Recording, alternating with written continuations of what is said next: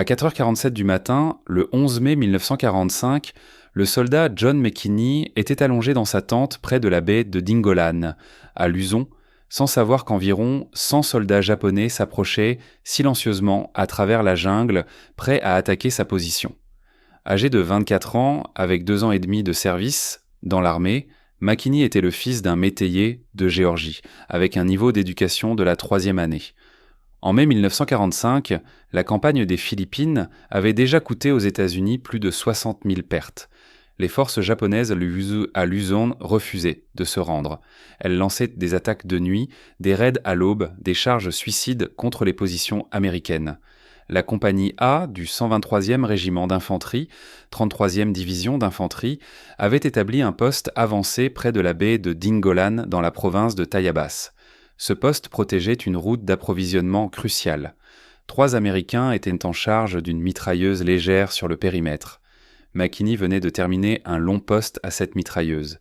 Il marcha quelques pas jusqu'à sa tente, s'allongea avec son fusil M1 près de lui. La jungle était calme. Les Japonais savaient que ce poste existait. Ils l'observaient depuis plusieurs jours, comptèrent les Américains, chronométrèrent les rotations de garde et préparaient leur assaut. L'attaque se préparait dans l'obscurité. Plus de 100 soldats issus des unités japonaises encore présentes à Luzon. Ils portèrent des fusils, des grenades, des mortiers de genoux et des sabres. Leur objectif était simple, envahir la position américaine, tuer tout le monde et capturer les fournitures. L'avant-garde réussit à passer discrètement le premier poste de garde. Le sergent Fukutaro Mori dirigeait cette avant-garde. Ses ordres étaient d'éliminer les premiers Américains sans bruit. Pas de tir, seulement des sabres et des baïonnettes. Lorsque la force principale attaquerait, le périmètre serait déjà compromis. Mori atteignit la tente de McKinney. Il entendait la respiration de l'Américain à l'intérieur. D'un coup rapide, il pourrait mettre fin à sa vie avant qu'il ait le temps d'alerter ses compagnons. McKinney avait grandi à chasser dans les bois de Géorgie. Son père était un métayer du comté de Scran. La famille n'avait rien. John avait appris à tirer avant d'apprendre à lire. À 12 ans, il pouvait toucher un écureuil à 50 yards avec un fusil de calibre 22. Il piégeait des lapins, tuait des cerfs. La pêche et la chasse nourrissaient la famille lorsque les récoltes échouaient. Il s'était engagé en novembre 1942 à Fort McPherson. L'armée avait découvert qu'il savait à peine lire ou écrire. Mais elle avait aussi découvert qu'il était l'un des meilleurs tireurs qu'ils aient jamais vus. Ses scores et score bédicépondant aux qualifications étaient exceptionnels. Les instructeurs avaient se remarqué qu'il se déplaçait dans la forêt différemment des autres soldats. Plus silencieux, plus alerte. Il avait passé sa vie dans des environnements où une seule erreur signifiait la fin. La 33e division d'infanterie fut envoyée dans le Pacifique en 1943. McKinney avait combattu en Nouvelle-Guinée, survécu à la jungle, survécu aux Japonais, à la malaria, à la dysenterie et à tout le reste que le théâtre du Pacifique réservait aux soldats américains. En mai 1945, il était un vétéran, silencieux, réservé, accomplissant son devoir sans se plaindre. Ses camarades savaient 2 choses sur John McKinney. Il était le meilleur tireur de la compagnie et il dormait avec son fusil. Ce fusil allait bientôt lui sauver la vie. McKinney se précipita vers la mitrailleuse. Les 2 soldats qu'il avait remplacés à l'arme lourde luttaient pour leur vie. Le soldat James Ricks avait reçu une blessure par baïonnette à l'épaule dès les premières de secondes de l'attaque. Le 3e homme, voyant Ricks tomber, prit une décision. Il saisit son camarade blessé et le tira vers l'arrière du périmètre. C'était la bonne décision. Ricks serait mort s'il avait été laissé derrière. Mais cela signifiait que la mitrailleuse était désormais sans défense. 10 soldats japonais arrivèrent sur le site avant que McKinney n'y parvienne. Ils se jetèrent sur le mur de sacs de sable. L'un d'eux commença immédiatement à tenter de retourner la mitrailleuse. Les autres faisèrent le guet, les fusils pointés vers l'extérieur, à l'affût de toute contre-attaque américaine. McKinney ne ralentit pas. Il ne se cacha pas. Il n'attendit pas de renfort. Il se lança directement vers ces 10 soldats ennemis qui venèrent de capturer l'arme la plus cruciale du poste avancé. Les Japonais le virent arriver. Un seul Américain, saignant de la tête, chargeant droit sur eux dans la pénombre avant l'aube. 2 d'entre eux levèrent leurs fusils. McKinney fut plus rapide. Il tira sur le premier à 15 yards. Le bruit du M1 résonna à travers le camp. Il tira sur le deuxième à 10 yards. Lorsqu'il atteignit le mur de sacs de sable, il avait déjà tiré 4 balles. 4 soldats japonais étaient à terre. Il se lança dans la position de la mitrailleuse. L'espace à l'intérieur mesurait environ 2,5 mètres sur 2. 6 soldats ennemis étaient encore en vie dans ce petit espace. Certains tentèrent de tourner leurs fusils, d'autres cherchaient leurs baïonnettes. L'un d'eux s'acharnait à manipuler le mécanisme de visée de la mitrailleuse. McKinney se retrouva parmi eux et continua à tirer. À bout portant. Le M1 Garand contenait 8 cartouches dans son chargeur interne. Il en avait déjà tiré 4. Il mit les 3 suivantes dans 3 autres soldats japonais à des distances mesurées en pouces plutôt qu'en yards. Il ne lui restait plus qu'une balle. Le 8e homme était directement devant lui, la baïonnette levée pour une attaque à la poitrine. McKinney tira sa dernière balle. Le soldat s'effondra. Le verrou du M1 Garand se bloqua sur un chargeur vide avec le son métallique distinctif. 3 soldats japonais étaient encore en vie dans le poste de mitrailleuse. Ils avaient entendu ce bruit. Ils savaient ce que cela signifiait. McKinney inversa sa prise sur le fusil avant même que le chargeur vide ne soit complètement éjecté. Il balança l'arme comme une hache. La crosse en noyer atteignit le premier soldat à la tempe. L'homme s'effondra. McKinney frappa de nouveau. Le 2e soldat tenta de bloquer le coup avec son avant-bras. La crosse brisa l'os et continua son chemin dans son crâne. Le 3e soldat se lança avec une baïonnette. McKinney se décala et abaissa le fusil sur la nuque de l'homme. Les vertèbres craquèrent nettement. 10 soldats japonais avaient capturé la mitrailleuse. 30 secondes plus tard, ils étaient tout morts. McKinney saisit la mitrailleuse. Ses mains trouvèrent le récepteur. Quelque chose n'allait pas. Lors du combat, l'arme avait été endommagée. Le verrou était bloqué. Le bac de chargement était tordu. Il tira 2 fois sur le mécanisme de rechargement. Rien. L'arme ne tirait plus. La mitrailleuse, l'élément clé du périmètre, était désormais inutile. McKinney leva les yeux de l'arme cassée. L'aube commençait à éclairer l'horizon à l'est et, dans cette lumière grisâtre, il les aperçut. Encore plus de soldats japonais. Beaucoup plus. Ils se regroupaient au bord de la jungle, se préparant pour la vague suivante. Il avait un fusil M1 avec un chargeur vide. Il venait de tuer 10 hommes au corps à corps. Son oreille saignait toujours, et l'assaut principal n'avait même pas encore commencé. McKinney se pencha et prit une bretelle de munitions sur un des soldats japonais morts. Des cartouches américaines de calibre 30. L'homme les avait probablement prises lors d'un précédent engagement. McKenna chargea un nouveau chargeur dans son fusil.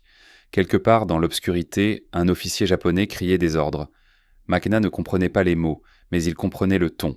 Il revenait. Il s'installa dans la position de la mitrailleuse parmi les corps des hommes qu'il venait de tuer, posa son fusil sur le mur de sacs de sable et attendit. La 2e vague émergea de la jungle à 60 yards. McKenna compta au moins 20 soldats dans la première ligne, d'autres derrière. Ils couraient, fusil avec baïonnette déployée, criant en chargeant. McKenna plaça son guidon sur le premier soldat et appuya sur la détente. Le M1 Garand était conçu pour un tir semi-automatique rapide. Un soldat entraîné pouvait tirer 8 balles visées en moins de 10 secondes. McKenna n'était pas un soldat entraîné. Il était un chasseur de Géorgie qui tirait depuis son enfance. Il était plus rapide. Le premier soldat japonais tomba à 60 yards. McKenna ajusta son tir. Le 2e homme tomba, puis le 3e.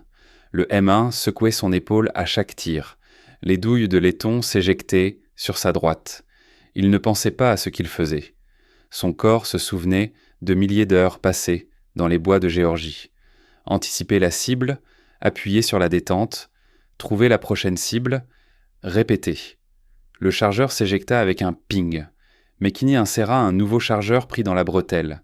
La vague d'attaque avait parcouru 20 yards pendant qu'il rechargeait. À 40 yards maintenant. Il recommença à tirer. Les soldats japonais de la 2e vague s'attendaient à trouver une position de mitrailleuse capturée. Ils avaient prévu que leurs camarades retournent cette arme contre les Américains endormis. Mais à la place, ils trouvèrent un homme seul avec un fusil, les décimant avec une précision mécanique. 8 balles. Recharge. Certains des attaquants parvinrent à se rapprocher à 15 yards du poste de mitrailleuse avant que McKinney ne les abatte. D'autres tentèrent de se déporter à gauche ou à droite, cherchant un abri. Il les suivit du regard et tira. Un soldat en mouvement était plus facile à toucher qu'un soldat immobile. McKinney l'avait appris à force de chasser le cerf. La 2e vague se brisa. Les survivants se dispersèrent, fuyant vers la jungle. McKinney compta les corps devant sa position. 11 de plus, soit 21 au total depuis le début de l'attaque. Il n'eut pas le temps de ressentir un quelconque soulagement. Les officiers japonais réorganisaient déjà leurs troupes. Il les entendait crier au-delà des arbres. Puis il entendit autre chose, un bruit sourd provenant de la jungle. Puis un autre coup de mortier. La première explosion se produisit à 10 yards de sa gauche. De la terre et des éclats de métal se répandirent dans la position. McKinney se coucha contre les sacs de sable. Le deuxième tir se fit plus proche. Le troisième toucha directement la crête, l'aspergeant de débris. Les Japonais avaient compris après les 2 premières des vagues qu'ils ne pouvaient plus se lancer dans une charge aveugle sous les balles de McKinney. Ils allaient affaiblir la position avec des mortiers d'abord, le tuer ou le forcer à garder la tête baissée, puis envoyer l'infanterie. McKinney comprit immédiatement le problème tactique. S'il restait dans la position, les mortiers finiraient par le localiser. Les artilleurs japonais ajustaient leur tir à chaque explosion, se rapprochant peu à peu. Mais s'il bougeait, il perdrait la seule position fortifiée dans cette section du périmètre. Une grenade tomba à 3 pieds de lui. McKinney la saisit et la renvoya par-dessus les sacs de sable. Elle explosa en l'air. L'onde de choc le fit basculer sur le côté. Ses oreilles bottants et bourdonnaient, non. Le sang de son oreille tranchée avait imprégné le pansement de fortune qu'il avait appliqué sur la plaie. Un autre tir de mortier toucha directement les sacs de sable. Le mur se fissura partiellement. McKinney était maintenant à moitié exposé à la jungle. Il prit sa décision. Rester signifiait la mort. Il attrapa 2 bretelles de munitions sur les soldats morts autour de lui, les lança sur ses épaules et courut. Les Japonais le virent se déplacer. Les tirs de fusil éclatèrent depuis la jungle. Les balles sifflèrent autour de lui. McKinney courut sur 15 yards jusqu'à une dépression peu marquée dans le sol. Ce n'était pas un vrai trou de tir, juste une légère cuvette. Il s'y jeta et roula sur son dos. Des balles frappèrent le sol à quelques centimètres de son visage. Il se glissa jusqu'au bord de la dépression. Trouva une position de tir. L'infanterie japonaise avançait à nouveau. Il pensait mais qu'il fuyait. Il croyait qu'il se retirait. 2 escouades sortirent de la jungle à marche rapide, les fusils prêts, se dirigeant vers le poste de mitrailleuse abandonné. McKinney les laissa approcher à 30 yards, puis il ouvrit le feu. Les attaquants s'étaient regroupés en traversant le terrain découvert. Une erreur. Le premier tir de McKinney fit tomber le soldat en tête. Le deuxième toucha celui qui était juste derrière. Le groupe se dispersa, mais il n'y avait pas de couverture entre la jungle et la nouvelle position de McKinney. Il les abattit un à un alors qu'ils couraient. 8 balles. Recharge. Les survivants atteignirent le poste de mitrailleuse et ne trouvèrent que des corps, ceux de leurs camarades de la première vague. Ils s'attendaient à le trouver là, l'Américain. Mais à la place, ils le trouvèrent en train de leur tirer dessus depuis un angle totalement différent. 3 autres tombèrent avant qu'ils ne puissent localiser son tir. McKinney changea à nouveau de position. Il se déplaça de 10 yards vers la droite pendant que les Japonais tentèrent de se réorganiser. Il trouva une autre dépression et commença à tirer depuis ce nouvel emplacement. Il faisait ce qu'il avait appris dans les bois de Géorgie. Ne jamais rester au même endroit. Ne jamais laisser l'adversaire deviner d'où viendra le prochain tir. Un cerf, qui entend un seul coup de feu, reste figé. Un cerf, qui entend 2 coups venant de 2 endroits différents, court en cercle. Les Japonais tournaient en rond. La lumière de l'aube se répandait dans le ciel. McKinney se battait depuis 18 minutes. Ses munitions diminuaient, son oreille saignait toujours. Et il apercevait des mouvements dans la jungle qui laissaient penser que l'ennemi se préparait pour une nouvelle poussée majeure. Il avait besoin de munitions, et il savait exactement où les trouver. Les soldats japonais morts, autour du poste de mitrailleuse, portèrent des munitions. Pas seulement les cartouches de calibre 30 qu'il avait déjà récupérées. Certains avaient des fusils Arisaka avec des étuis pleins. D'autres avaient des grenades accrochées à leur ceinture. McKinney devait y retourner. Il attendit une pause dans les tirs de mortier, compta jusqu'à 3, puis se précipita à travers le terrain découvert vers le poste de mitrailleuse. Les tirs de fusil éclatèrent de la jungle. McKinney courut en zigzag. Une balle tira sur sa manche, une autre frôla son oreille. Il plongea sur les 5 derniers pieds et se retrouva parmi les corps qu'il avait laissés là 20 minutes plus tôt. L'odeur le frappa immédiatement. Du sang, de la poudre et quelque chose d'autre. Le goût métallique de la mort. McKinney l'ignora. Il avait tué des cochons à la ferme, vidé des serres sous la chaleur de Géorgie. L'odeur de la mort était familière. Il se hâta parmi les corps, saisissant chaque bretelle qu'il pouvait trouver, chaque chargeur détaché. Il trouva 4 pochettes de munitions américaines sur des hommes qui les avaient probablement prises comme trophées. 64 cartouches de plus. Il fourra les chargeurs dans ses poches et sa ceinture. Un soldat japonais apparut au-dessus du mur de sable. Il devait s'être glissé en avant pendant que Makini récupérait les munitions. Son fusil était déjà levé. Makini lui tira à bout portant en pleine poitrine. Il saisit les grenades du soldat mort, 3 d'entre elles, des grenades japonaises de type 97. Il n'en avait jamais utilisé, mais il en avait vu. Il savait comment elles fonctionnaient. Tirer la goupille, frapper le capuchon contre quelque chose de dur, compter jusqu'à 4, lancer, un mouvement dans son champ de vision périphérique. D'autres soldats approchèrent par la gauche. Makini arma une grenade, compta et la lança par-dessus les sacs de sable. L'explosion fut suivie de cris. Il arma la deuxième grenade, la lança en direction des arbres où les éclats de fusil étaient concentrés. Plus de cris. Il était déjà sorti du poste de mitrailleuse avant que la troisième grenade ne quitte sa main. En courant, il chercha une nouvelle position. Il fallait continuer à bouger. Le ciel commençait à s'éclaircir suffisamment pour voir clairement. Makini trouva un cratère de coque à 15 yards de sa précédente dépression. Il s'y jeta. Le cratère mesurait environ 1 mètre de profondeur, suffisamment pour le protéger des tirs directs. Il pouvait voir toute l'approche depuis la jungle jusqu'au périmètre. Des corps jonchèrent le sol entre sa position et les arbres. Il compta rapidement. 28, peut-être 30. Certains bougeaient encore. Des soldats blessés tentaient de ramper pour retourner vers leur ligne. Makini les laissa passer. Un soldat blessé nécessitait 2 soldats en bonne santé pour l'emporter. Chaque victime qu'il faisait n'était qu'un problème supplémentaire pour l'ennemi. Le feu de mortier avait cessé. Makini comprit pourquoi.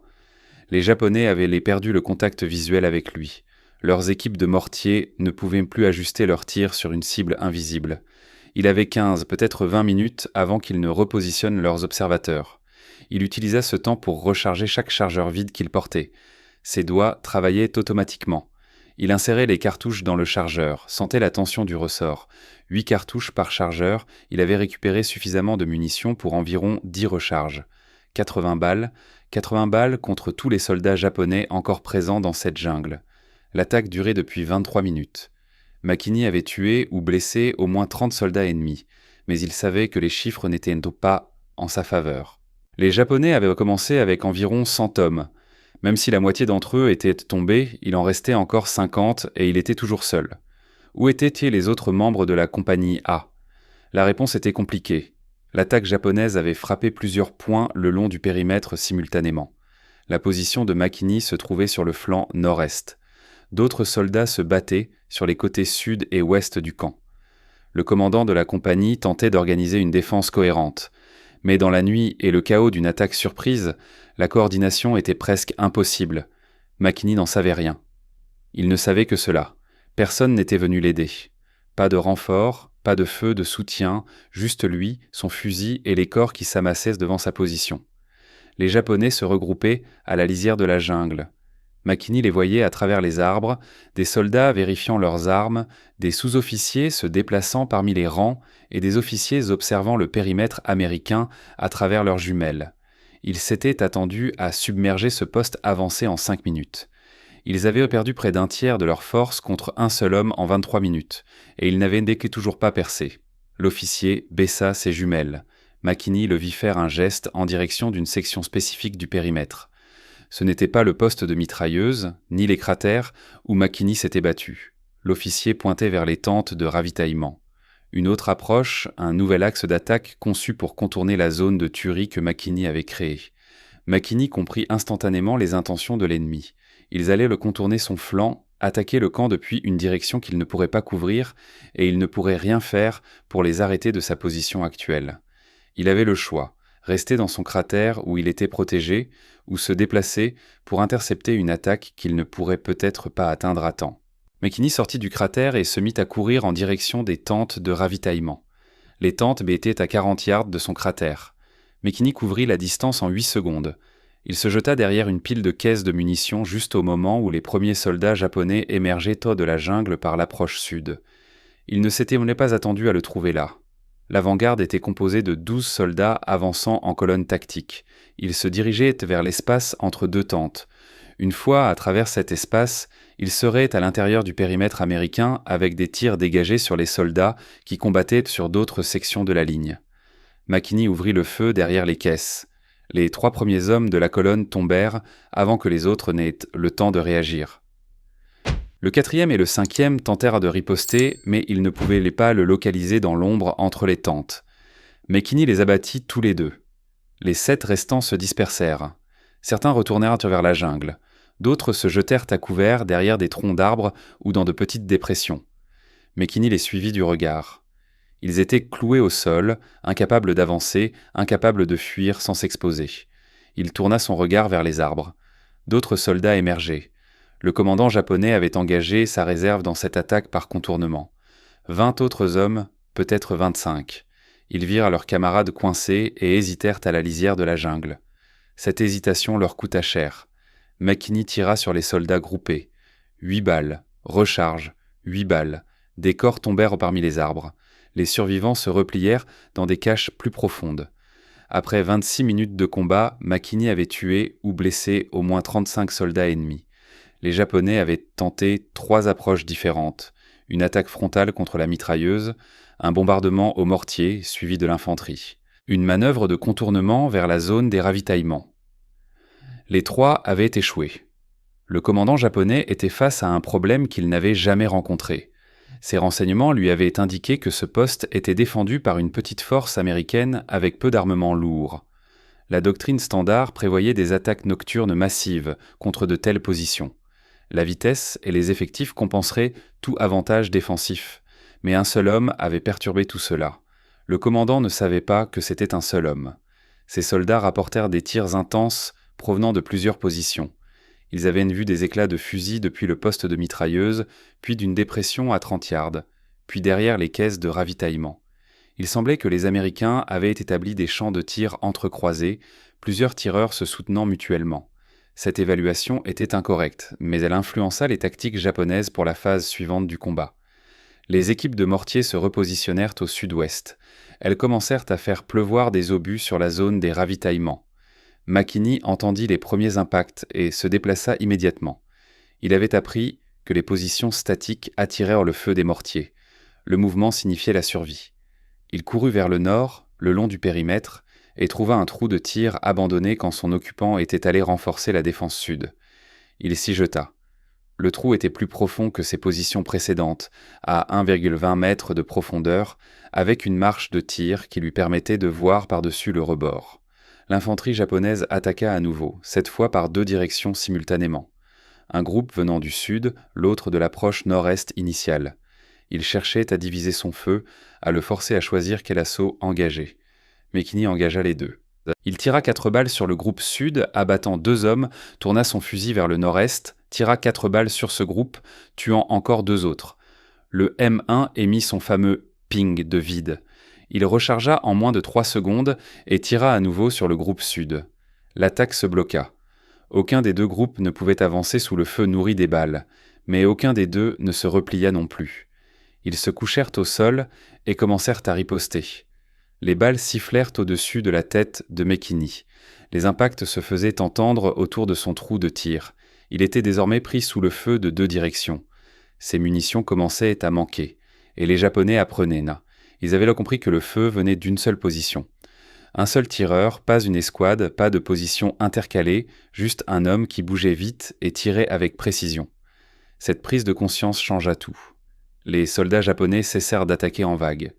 Ils commencèrent à avancer individuellement. Un homme se déplaçait pendant que les autres fournissaient un feu de couverture. Puis un autre avançait, se déplaçant par bonds, réduisant la distance yard par yard. C'était une tactique conçue pour submerger un seul défenseur. Même les meilleurs tireurs ne pouvaient suivre plusieurs cibles en mouvement à des moments différents, venant de directions différentes. Finalement, quelqu'un finirait par se rapprocher suffisamment. McKinney reconnut ce qu'il faisait. Il avait chassé des animaux utilisant des tactiques similaires. Un groupe de coyotes s'étendrait et approcherait une proie sous plusieurs angles. La proie ne pouvait surveiller qu'une seule menace à la fois. Les autres se rapprocheraient. Il était la proie désormais. 31 minutes. Les Japonais s'étaient rapprochés à 20 yards par le sud, à 15 yards par le nord-est. McKinney avait moins de 30 balles restantes. Le trou de tir qui l'avait protégé était sur le point de devenir sa tombe. McKinney n'attendit pas qu'il l'atteigne. Il jaillit du trou et se précipita directement sur le groupe de soldats japonais le plus proche. 5 hommes étaient accroupis derrière un palmier, tombé à 15 yards au nord-est. Ils attendaient que leurs camarades ferment l'étau de l'autre côté. Ils ne s'attendaient pas à ce que leur cible attaque. McKinney tira sur le premier en courant. Il tira sur le deuxième en atteignant le tronc. Le troisième soldat se leva pour l'accueillir avec un coup de baïonnette. McKinney esquiva et frappa le visage de l'homme avec la crosse de son fusil. L'os craqua. Le soldat tomba. Le quatrième homme frappa son fusil comme un gourdin. McKinney se baissa sous le coup et enfonça la plaque métallique de son M1 dans la gorge du soldat. Le cinquième tenta de fuir. McKinney le tira dans le dos à 3 yards. Il continua à avancer, ne pouvait pas s'arrêter. S'arrêter signifiait la mort. Le groupe du Sud avait vu qu'il avait quitté le trou de tir. Il se précipitait vers sa position. McKinney se tourna et tira. 2 hommes tombèrent. Les autres continuaient à avancer. Il tira à nouveau. Un autre homme tomba. Le M1 émit un nouveau ping indiquant le vide. 3 soldats japonais l'atteignirent avant qu'il ne puisse recharger. Le premier le plaqua par la taille. McKinney tomba violemment. Son fusil s'envola de ses mains. Le deuxième soldat lui écrasa son oreille blessée. Une douleur fulgurante lui traversa le crâne. Le troisième leva sa baïonnette pour une attaque fatale. McKinney attrapa la cheville de l'homme debout sur sa tête et tourna. Le soldat perdit son équilibre et tomba. McKinney roula, se débarrassant de l'homme qu'il avait plaqué. Le coup de baïonnette rata son torse de quelques centimètres et s'enfonça dans la terre. Il se redressa sur ses genoux, retrouva son fusil, le balança en arc large et frappa un soldat à la tempe. L'homme s'effondra. McKinney inversa son mouvement et enfonça la crosse dans les côtes de l'autre soldat. Il sentit les os se briser sous l'impact. Le troisième soldat avait retiré sa baïonnette du sol. Il se lança. McKinney bloqua le coup avec le canon de son fusil. La lame glissa sur le bois et l'acier, traçant une entaille dans la crosse. McKinney s'avança dans la portée de l'homme et lui asséna un coup de tête. Le soldat chancela. McKinney le frappa encore 2 fois avec la crosse. Il s'arrêta de bouger. 33 minutes depuis le début de l'attaque. McKinney respirait fort. Ses mains étaient couvertes de sang. Une partie de ce sang était le sien. Son oreille était une masse de chair déchiquetée et de gore séché. Son uniforme était déchiré en plusieurs endroits. Il avait des ecchymoses et des coupures dont il ne se souvenait même pas, mais il était toujours en vie. Il regarda autour de lui, le champ de bataille était jonché de corps. Des soldats japonais venus pour tuer des Américains, mais qui avaient en trouvé quelque chose qu'ils n'avaient pas prévu. Plus de corps qu'il ne pouvait en compter sous la lumière grise du matin. Un mouvement à sa droite. 2 soldats japonais émergeaient de la jungle. McKinney leva son fusil et réalisa qu'il était vide. Il n'avait pas rechargé après le combat au corps à corps. Les 2 soldats le virent debout parmi les corps de leurs camarades. Ils hésitèrent. McKinney se jeta sur eux. Il parcourut 10 yards avant qu'ils ne réagissent.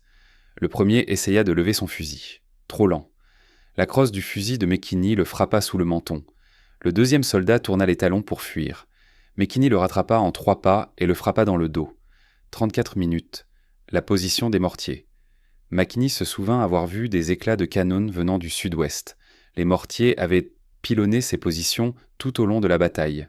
Neutraliser ces équipes éliminerait la menace des tirs indirects. Il trouva un fusil chargé parmi les morts. Un M1 avec un chargeur plein. Il le saisit, abandonna son arme endommagée et se dirigea vers la position des mortiers. Les équipes de mortiers le virent venir. 2 hommes. Ils ajustèrent leurs armes pour une nouvelle mission de tir. Ils se précipitèrent pour se défendre. L'un saisit un fusil, l'autre tenta de préparer une grenade. McKinney les tua tous les 2 à 45 yards, 35 minutes. Il se tenait dans la lumière du matin, scrutant la jungle à la recherche de nouveaux cibles. Sa poitrine se soulevait lourdement, sa vision se brouillait à cause de l'épuisement et de la perte de sang. Chaque muscle de son corps hurlait pour du repos. La jungle était silencieuse. Plus de soldats n'émergèrent des arbres. Plus de tirs de mortier.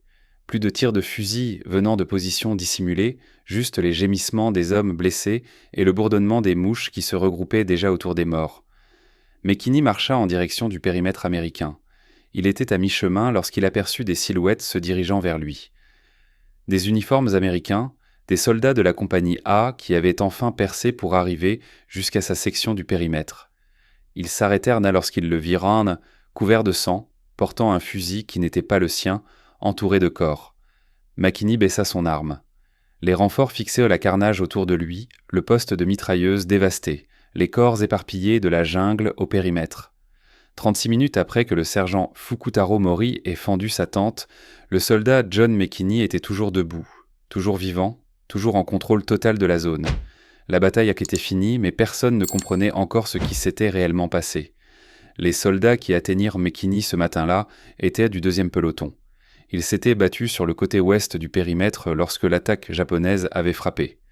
Il leur avait fallu 36 minutes pour se frayer un chemin jusqu'à la position de Mekini. Ce qu'ils trouvèrent défiait toute compréhension. Des corps jonchaient une zone d'environ 90 mètres de long sur 55 mètres de large. Des soldats japonais affaissés sur des sacs de sable, repliés dans des cratères d'obus, éparpillés parmi les caisses de ravitaillement, entassés près du poste de mitrailleuses endommagé. Le sergent du peloton ordonna un comptage. Ces hommes parcoururent le champ de bataille, vérifiant les corps, marquant les positions. Le comptage prit 20 minutes. Quand ils eurent terminé, le sergent ne croyait pas le chiffre. Il leur ordonna de compter à nouveau. 38 soldats japonais morts gisaient dans les environs immédiats du poste de mitrailleuse. 2 autres corps furent retrouvés près du site des mortiers à 45 yards de là. 40 tués confirmés dans un espace qu'un seul homme avait défendu pendant 36 minutes. Le sergent trouva McKinney assis sur une caisse de munitions. Le soldat pressait un bandage imbibé de sang contre ce qu'il restait de son oreille droite. Son uniforme était déchiré et taché. La crosse de son fusil était fendue, marquée par les impacts répétés contre des crânes humains. Il ressemblait à un homme qui venait de traverser l'enfer. Le sergent lui demanda ce qui s'était passé. McKinney donna un récit bref. La tente, l'épée, la mitrailleuse, les vagues d'attaquants. Il parla par brèves phrases. Pas d'embellissement, pas de drame, juste des faits. Le sergent ne le crut pas. Aucun soldat seul ne pouvait tuer 40 hommes en 36 minutes. C'était impossible. Il devait y avoir d'autres défenseurs, d'autres tireurs soutenant la position de McKinney. Le soldat était confus à cause de la perte de sang et du stress du combat, mais les autres soldats de la compagnie A avaient tous été retrouvés. Les 2 hommes qui occupaient initialement la mitrailleuse avec McKinney avaient été évacués à l'arrière avec des blessures. Tout le monde autre que lui se battait sur différentes sections du périmètre. Les preuves balistiques soutenaient le récit de McKinney. Des douilles M1 usées jonchaient le sol exactement aux endroits qu'il avait décrits. La trajectoire des blessures sur les corps japonais correspondait aux angles de tir des positions décrites. Un homme, 40 tués, 36 minutes. Le commandant de la compagnie A transmit un rapport au quartier général du bataillon. Le bataillon l'envoya au régiment. Le régiment l'envoya à la division. À chaque niveau, les officiers lirent le rapport et supposèrent qu'il était exagéré. Les rapports de combat gonflaient souvent les pertes ennemies. Les soldats sous stress faisaient des erreurs. Les chiffres devaient être erronés. La 33e division d'infanterie envoya une équipe de renseignement pour vérifier le rapport. Ils interrogèrent McKinney, interrogèrent des polynesiens, des témoins, examinèrent le champ de bataille, comptèrent à nouveau les corps. Certains témoignages suggéraient que le nombre réel de Japonais morts dépassait les 100, mais seuls 40 pouvaient être directement attribués aux actions de McKinney avec certitude. Les enquêteurs arrivèrent à une conclusion incontournable. Le rapport était exact. Le soldat John McKinney avait repoussé seul une attaque menée par environ 100 soldats japonais. Il en avait tué 40. Il avait sauvé sa compagnie d'une annihilation certaine. En juin 1945, la recommandation pour la médaille d'honneur fut envoyée. La médaille d'honneur est la plus haute distinction militaire décernée par le gouvernement des États-Unis. Moins de 3500 médailles ont été attribuées depuis la guerre civile. Les critères sont précis. Le récipiendaire doit s'être distingué de manière flagrante par sa bravoure et son audace, au péril de sa vie, au-delà du devoir. Les actions de McKinney excédaient largement ces critères selon toutes les mesures raisonnables. La recommandation passa à travers les canaux. Les examinateurs du département de la guerre étudièrent l'épreuve. Ils trouvèrent la même chose que les enquêteurs de la division. L'histoire était vraie. Chaque détail était soutenu par des témoignages de témoins et des preuves matérielles. Le 23 janvier 1946, le soldat John McKinney se tenait à la Maison-Blanche. Le président Harry Truman lui remit la médaille d'honneur autour du cou. La citation décrivait ses actions dans un langage militaire formel. Une bravoure extrême, une audace inégalée, avoir déjoué seul une attaque menaçant d'anéantir sa compagnie. McKinney ne faisait pas de discours. Il ne cherchait pas la publicité. Lorsque des journalistes lui demandaient de parler de la bataille, il donnait les mêmes réponses brèves qu'il avait données au sergent ce matin-là à Luzon. La tente, l'épée, la mitrailleuse, les vagues d'attaquants. La presse l'appela le Audie Murphy du Pacifique. Murphy avait reçu sa médaille d'honneur pour avoir tenu seul face aux forces allemandes en France. McKinney avait fait quelque chose de similaire contre les forces japonaises aux Philippines. Les deux hommes avaient affronté des odds accablants. Tous deux avaient refusé de reculer. Tous deux avaient émergé victorieux grâce à une combinaison de compétences, de courage et d'une certaine force inexplicable. Mais tandis que Murphy devint une star de cinéma après la guerre, McKinney rentra chez lui, en Géorgie. Il avait 25 ans. Il possédait une médaille d'honneur, une éducation de niveau primaire et une oreille partiellement coupée qui ne guérirait jamais complètement. La guerre était finie. Le carnage était terminé. John McKinney devait maintenant trouver comment redevenir une personne normale. John McKinney rentra dans le comté de Screven, en Géorgie, en 1946. Il retourna à la seule vie qu'il connaissait, l'agriculture, la chasse, la pêche, dans les mêmes ruisseaux où il avait appris à tirer étant garçon. Il parlait rarement de la guerre. Ses voisins savaient qu'il avait reçu la médaille d'honneur. Ils avaient vu les articles dans les journaux, mais McKinney n'en parlait jamais, ne montrait jamais la médaille, ne participait pas aux réunions de vétérans et ne donnait pas d'interviews. Lorsque les gens lui demandaient à propos de Luzon, il disait quelques mots et changeait de sujet. Les cauchemars, en revanche, étaient une autre affaire. Sa famille en savait quelque chose. Les bruits qu'il faisait dans son sommeil, la façon dont il se réveillait brusquement, cherchant un fusil qui n'était pas là. La guerre l'avait suivi à la maison de manière que aucune médaille ne pouvait résoudre. Le trouble de stress post-traumatique n'était pas un diagnostic reconnu. En 1946, les soldats qui luttaient avec leurs souvenirs de combat étaient invités à oublier, à passer à autre chose, à être reconnaissants d'avoir survécu. McKinney fit ce que la plupart des vétérans de sa génération firent. Il enfouit les souvenirs et continua à travailler. Il se maria, éleva une famille et travailla dans divers emplois dans le comté de Screven. Les années passèrent. La guerre de Corée arriva et repartit. Le Vietnam arriva et repartit. De nouvelles guerres créèrent de nouveaux héros et de nouveaux vétérans avec leurs propres souvenirs enfouis. McKinney resta en Géorgie, vivant discrètement, vieillissant discrètement. La médaille d'honneur était dans un tiroir quelque part. Il avait gagné la plus haute distinction militaire du pays, et la plupart de ses voisins n'en savaient rien. En 1965, l'auteur Forrest Bryant Johnson commença à enquêter sur l'histoire de McKinney. Johnson était lui-même vétéran. Il comprenait ce que McKinney avait vécu. Il passa des années à traquer des témoins, à examiner les archives militaires et à reconstituer les détails de ces 36 minutes à Luzon. La recherche fut difficile. McKinney ne voulait pas parler. Beaucoup des témoins étaient morts. Les archives militaires étaient éparpillées dans plusieurs endroits, mais Johnson persista. Il croyait que l'histoire méritait d'être racontée.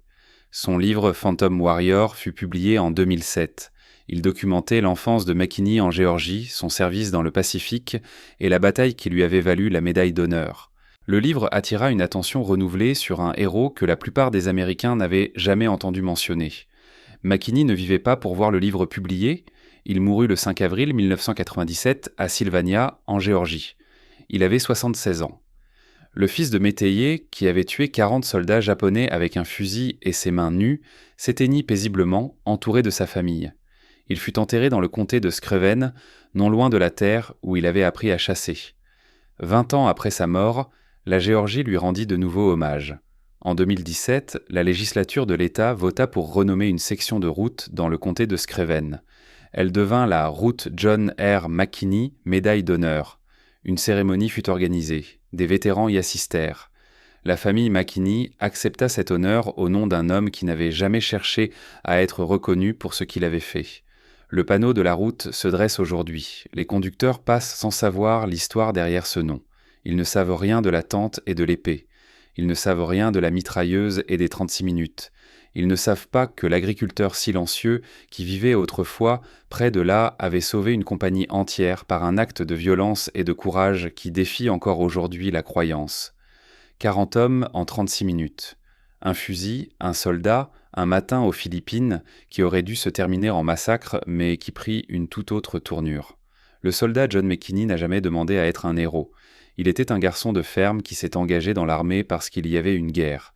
Il a fait ce qu'il devait faire pour survivre et protéger les hommes qui dormaient autour de lui. Puis, il est rentré chez lui et a essayé de mener une vie normale. Voici son histoire. Voici son héritage. Voici John McKinney.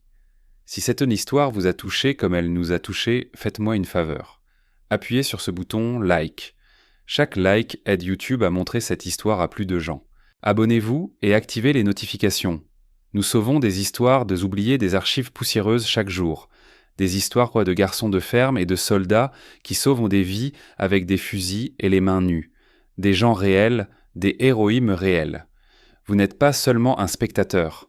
Vous faites partie de ceux qui maintiennent ces mémoires vivantes. Dites-nous si quelqu'un de votre famille a servi. Faites-nous savoir que vous êtes là. Merci de regarder et merci de faire en sorte que John McKinney ne disparaisse pas dans le silence. Ces hommes les méritent d'être rappelés et vous aider à faire en sorte que cela se produise.